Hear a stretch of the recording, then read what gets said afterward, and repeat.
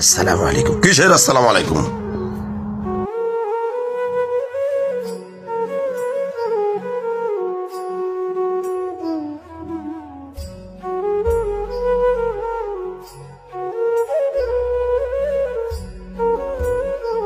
আপনাদের আসার কোনো টাইম হলো এটা? মানুষ ঘরের ভিতরে একটু বিশ্রাম নিচ্ছে আর আপনারা গেটের সামনে এসে দাঁড়িয়ে রয়েছেন। সবাইকে আপনাদের মতো অবসর নাকি? আপনারা অবসর আছেন, যান কোনো কাজ খুঁজেন।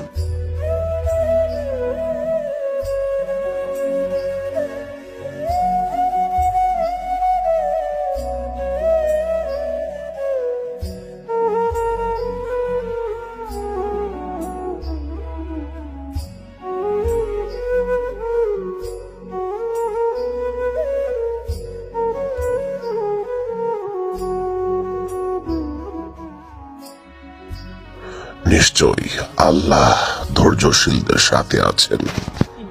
مع الصابرين. أسمو وأجتاز السماء جلالا فأزيد أسراب الغيوم.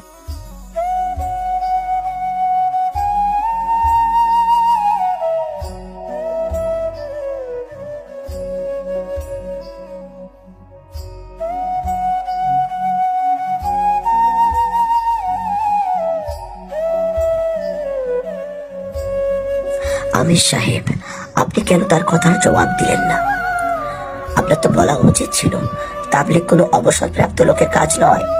পুরো পাকিস্তানে আপনার 22টা রেস্টুরেন্ট রয়েছে, আপনার বড় একটি ফ্যাক্টরি রয়েছে। দানিয়াল ভাই সম্পর্কে বলতেন সে একজন পুলিশের সার্জেন্ট। আপনাকে বলা উচিত ছিল যে তাবলীগ অবসরপ্রাপ্ত লোকের কাজ নয়। ফরহান ভাই, টাকা পয়সা দিয়ে যদি তাকে ইমপ্রেস করতাম তাহলে হয়তো তার দিলের মধ্যে দিনের মহাব্বত পয়দা হতো না। আর টাকা পয়সা দিয়ে কেন ইমপ্রেস করবো? এগুলো তো এখানে থেকে যাবে।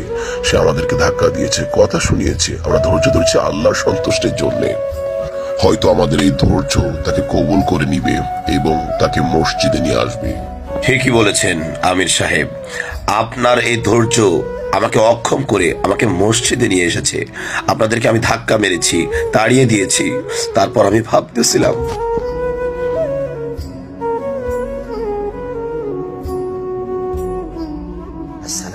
কিসের আসসালামু আলাইকুম?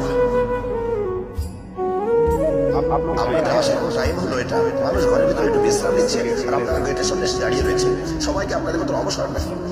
আপনারা অবসর আছেন, যান কোনো কাজ খুঁজেন।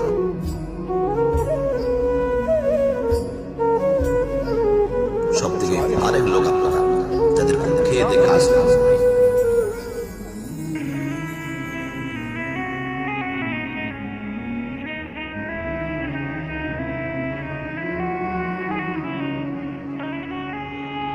আমির সাহেব, আপনি চাইলে আপনি আমাকে ধাক্কা মারতে পারতেন, আমাকে মন্দ বলতে পারতেন, আমাকে ইনসাল্ট করতে পারতেন, কিন্তু আপনি সেটা করেননি। আপনি ধৈর্য ধারণ করেছেন।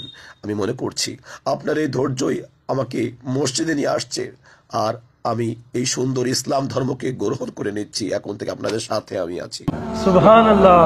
चल दीन की तबलीग में चलने का मजा देख, अल्लाह के रास्ते में निकलने का मजा देख। चल